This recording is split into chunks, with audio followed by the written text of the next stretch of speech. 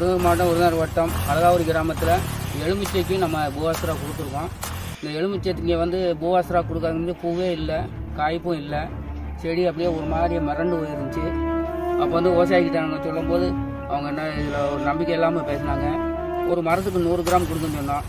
கொடுத்தொன்று விளைவு என்னென்னா 45 நாளில் பூ பூத்து நல்லா காய் காய்ச்சிது. காய் காய்ச்சல் காயின் தன்மைகளை பார்த்தீங்கன்னா இங்கே அழகாக தெரியும். காய் வந்து நல்லா பருவட்டாக இருக்குது. முந்தி பூ பூத்து காய் காய்க்காமே இருந்தது. இப்போ நல்லா பூ பூத்து காய்கள் நல்லா பருவட்டாக இருக்குது. காய்கள் தன்மை சாறு வந்து நல்லா இருக்குது. காய் பளபளப்பாக இருக்குது. இது வந்து நம்ம பாலாஜி வெரைட்டின்னு சொல்கிறாங்க. எலுமிச்சம்பழம் நாடு தான். ஆனால் பழம் வந்து இன்றைக்கி இந்த வெயில் காலத்தில் வந்து நல்லா அமோகமாக இருக்குது. விளைச்சல் வந்து நல்லா இருக்குது.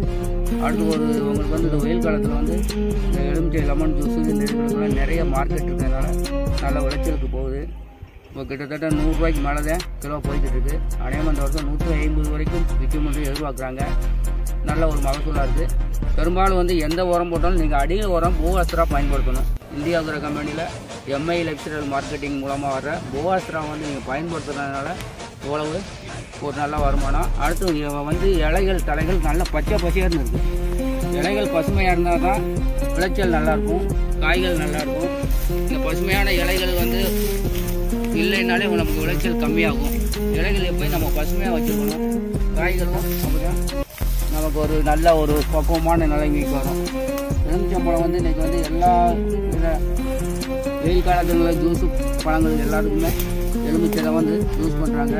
லைம் ஜூஸை அப்படின்னு சொல்லி கம்பெனி மூலமாக லைம் ஜூஸ் எடுத்துக்கிறாங்க. அதனால் நல்ல வருமானம் இருக்குது. விவசாயிகளுக்கு ஒரு வரப்பிரசாதம்.